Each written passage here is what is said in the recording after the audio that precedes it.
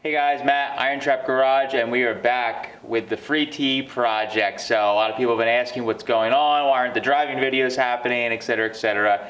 And honestly, I've been tinkering with this thing off camera quite a bit, been trying to get everything running correctly and working how I want it. And we've been doing lots of just little stupid tweaks that really, they don't make great video.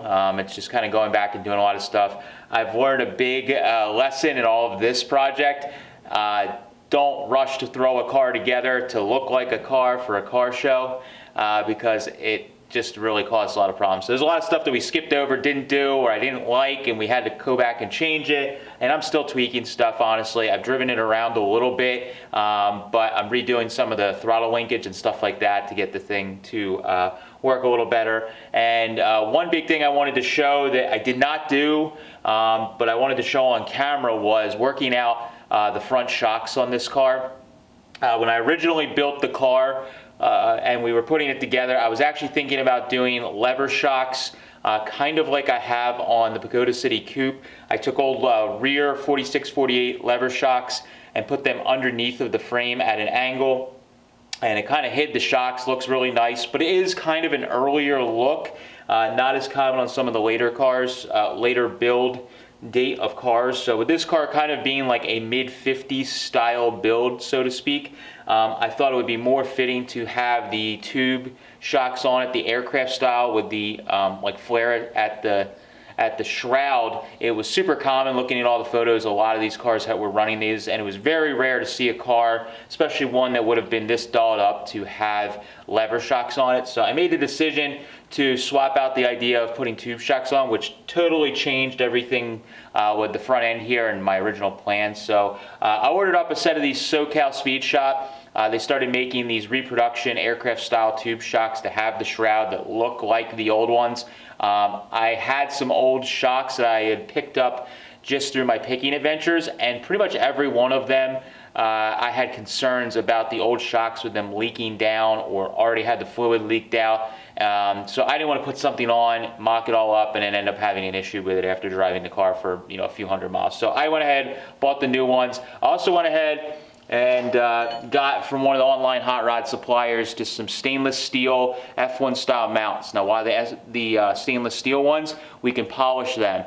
Some other stuff on the car is stainless that's mirror polished, so I think it'll all blend together. This car isn't like a 100-point show car that all the shiny bits need to match in hue of how they are polished, so I'm okay with this. What I can do with this is, because it's stainless, I can heat and bend and change this and repolish it, and it will still look good. If I did that on a steel part and I didn't like it, obviously, it's going to rust, number one. Number two, if I had it chromed and didn't like it, it was going to be an issue. So with this, I can heat, bend, change it, and for the money that it cost, I couldn't even make it myself. So I'm going to be using these as a base, a pair of these, and these SoCal shocks. Now you can see I've already saved you guys some of the time of watching me go back and forth on how I'm going to mock these up, and I kind of came to this idea right here that I think is the best case scenario. I was trying to put it behind the axle on the wishbone, but it was running into the brake lines, and I was a little worried about there being some rubbing on that, having issue with the brake lines rubbing through over time.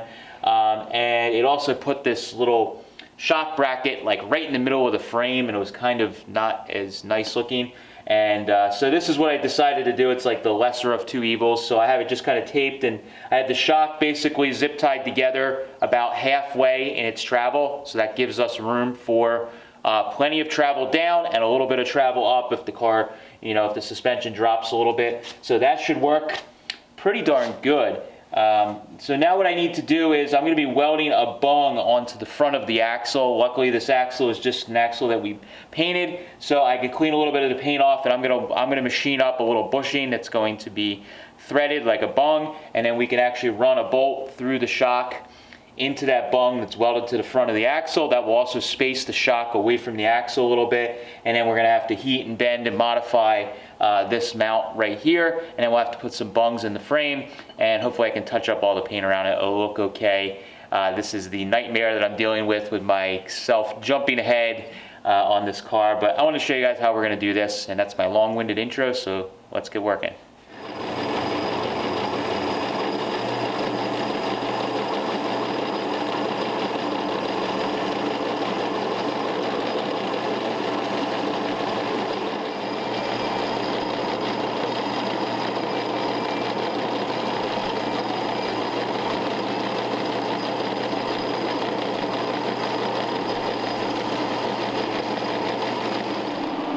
Alright, so I got my piece I'm making here turned down, and I know my machining skills are not the best, so be nice.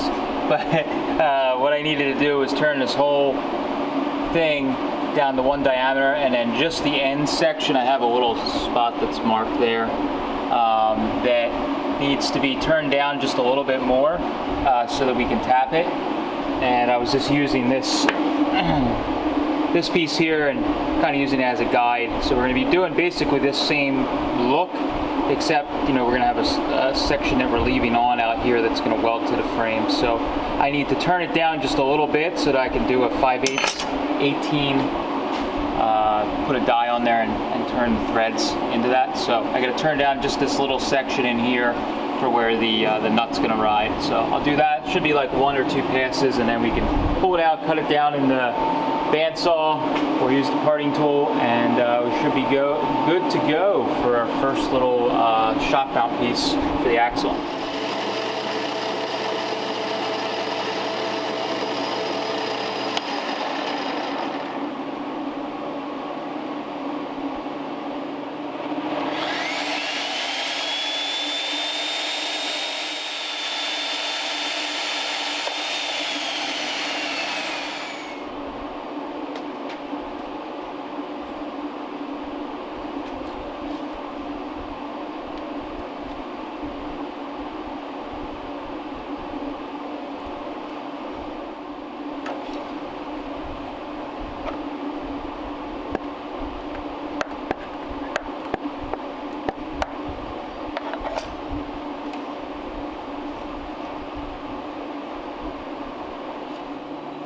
Alright, so I got our piece made right here. As you can see, I had sanded a concave into this early on before I even started doing any machine work. So I got that all set up, and the reason I have that is because I want it to sit right over this I-beam section of the axle, and I want to be able to kind of weld all the way around it, so that allows it to sit on there and touch on all sides so I can get a nice weld on it, and I know that it's not going to break off on me. So that is the part. It's all threaded, ready to go. And I punched out a couple of washers on the rotary punch. So that goes on like that. And then our shock here will fit through. And it should be, if all goes well, a fairly tight fit. Alright, we did a little lubrication off camera there. And I need to just orient that, get the orientation right on that little piece on the little concave I have cut out. So we want this obviously tighter than to start with than it being too loose, because these bushings are going to wear in over time. That's a little better, like that. So that's pretty good. Just kind of holding it there, but I can tell once I tighten everything up, that should sit pretty darn nice. And it'll just clear the headlight bracket, and yeah, I think that should work out pretty good. So I'm going to get all the metal cleaned up, and then we can work on tack welding this little stud in place, and then we can work on getting the mount on that side all fit up, and that should be pretty good. But just got to just get this all finagled and just right, test fit it, stare at it for a few minutes, and before we start welding. But I think it'll work out pretty good from what I can eyeball right here. So we should be in the ballpark.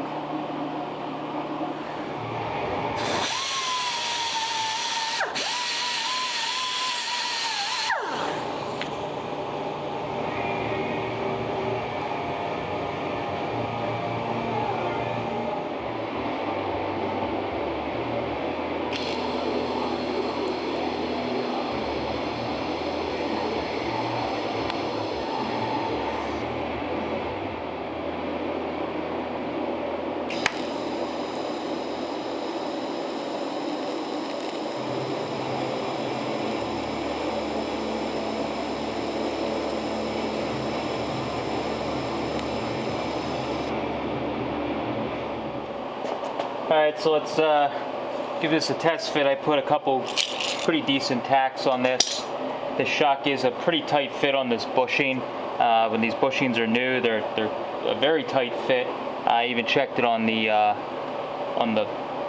F1 shock mount pieces I got, and they're really tight. So I wanted to make sure I had a good tack so that taking this on and off, it wasn't going to break on me. There we go. Got nice clearance. I can basically get my finger in between there, or almost in between the shock and the shock mount. We can, of course, with the rubber, we can kind of manipulate it a little bit, but I can get basically what I need like that by just a small little tweak. But in its kind of natural state or relaxed state, it looks pretty good. It's got a good clearance. And now what we can do is we can really just rotate it to get that angle that I'm looking for, depending on just kind of the look I'm going for. I have the shock just a little less than halfway down compressed. I just have these zip ties on here to kind of give me my my look I'm going for and kind of line it up. This thing has about, I mean, the travel goes pretty far. I would say we got 3 inches of travel, maybe more, till this thing bottoms out. So there's plenty on there. This suspension doesn't have much travel. So I'm gonna take a step back and see what I think.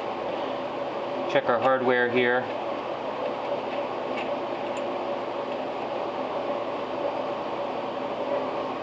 You can actually see as I tighten this down, it's pulling the shock away a little bit, so we don't even need to manipulate it like I was saying. So that's like perfect. I can get basically my pinky between there, and now I can just figure out what the angle is that we want on it. But I think I'm going to get the other side tacked up and then just play with the angle that we want before we start mounting these shock mounts up for the top. But looking pretty cool. I'm psyched on that.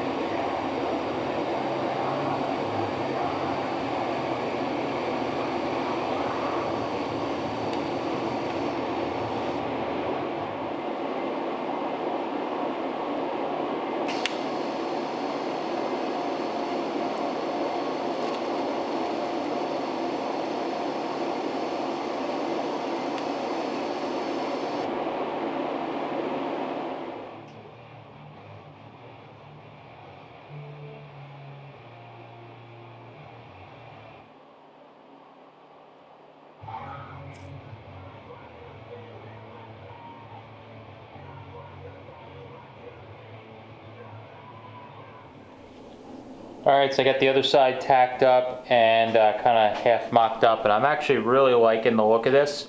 Even though it crosses over the headlight stands, it kind of doesn't look too odd. I like the way that it flows with the shackles. Like if you look right here and over here, the angle of the shackles kind of match the angle of the shocks. So I think if we could sneak the upper shock mount just over the headlight stand. So I got these, like we showed in the beginning. I'm gonna have to heat and bend and modify these, but they're a good start, at least for how cheap they were. They saved me a little bit of time with machining or welding something up. But what I'm hoping is we can get these to kind of go over. So I think what I have to do is change this bend, make it not as, take this bend out here and then probably put it back further. We will see, but I'm gonna try and get it to the point where it mounts on the frame just behind the headlight stand there. And we're not far off, it's just that I need to change the bend.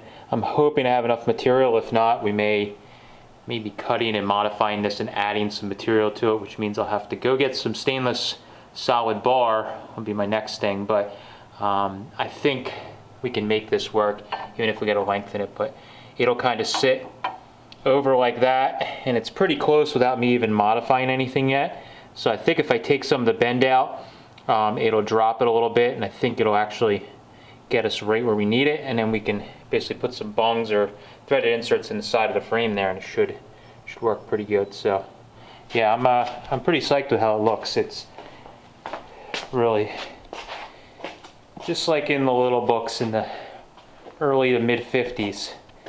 I saw these as they called them, aircraft tube shocks were the hot ticket, and it was like something they would list out on the car as a modification. So with them being chrome, it blends in. It's a nice balance. So I'm gonna get working on modifying these upper links, and we're moving right along.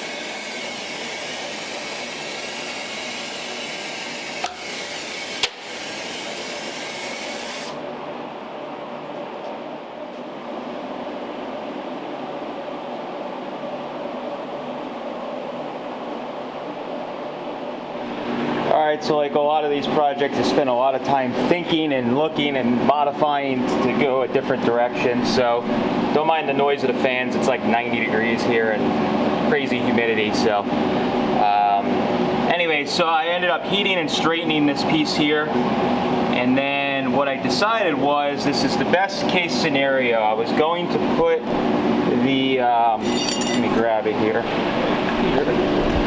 So I was going to put this piece, kind of what's you most commonly see on the frame rail, but what was happening after I heat and bent it was going to have to go a real long span after that bend. It was going to look funny going over the headlight stand. So where it naturally wanted to kind of land was right where this real thick plate is that I heat and bent to actually hold the radiator and the grill shell in front of the cross member, and that's actually a pretty good spot for a mount.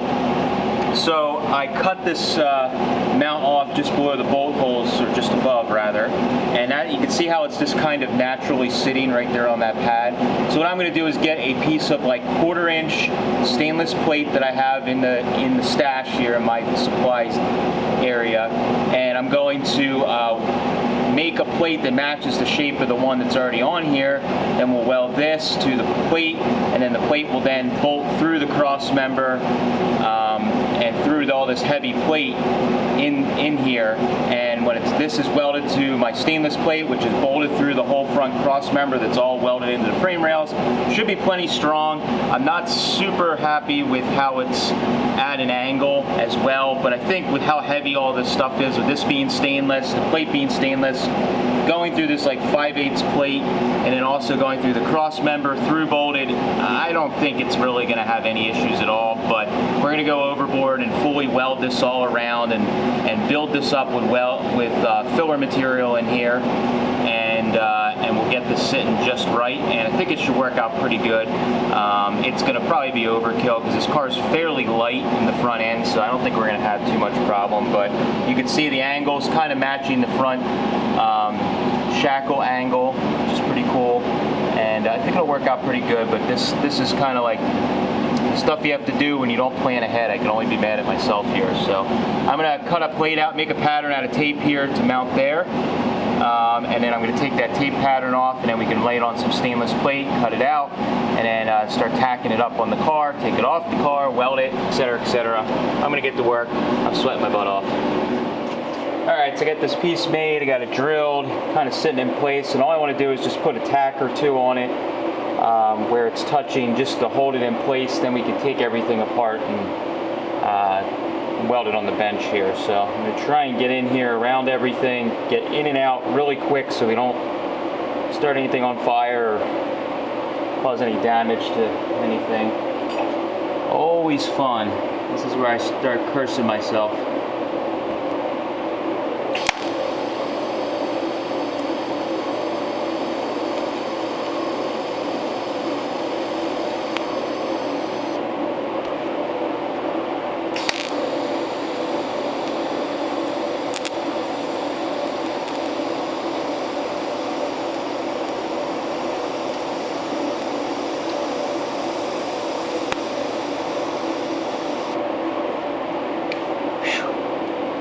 That's it, gotta get out.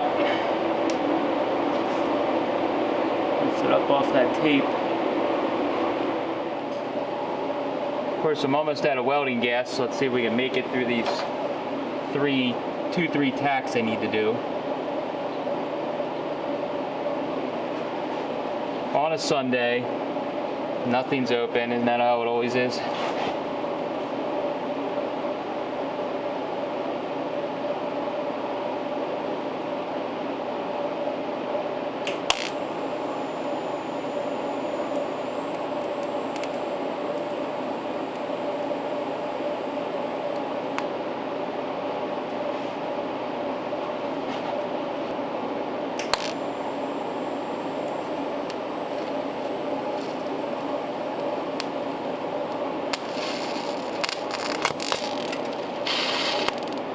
Yep, there goes my gas. But we got it. The last ounce of gas to get that tack. Let me get this off. Don't melt anything.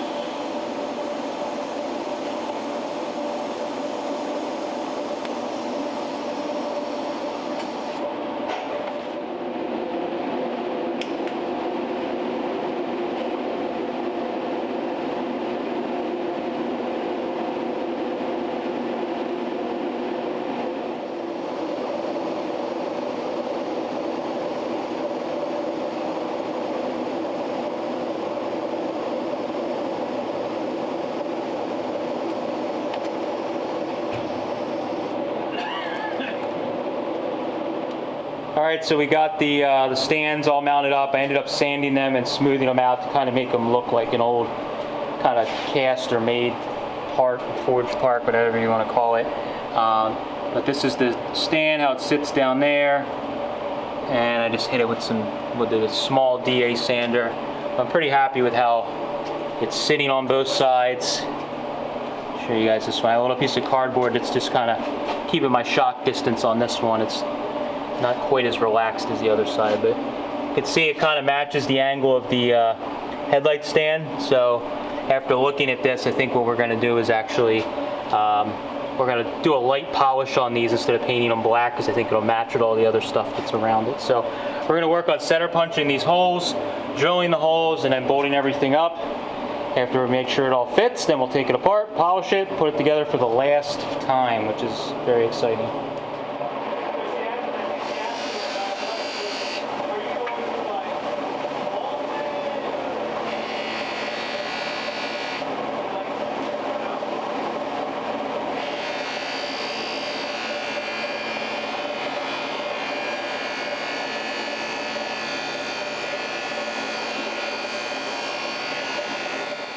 Alright, after lots of messing around, we are basically ready to go back together finally.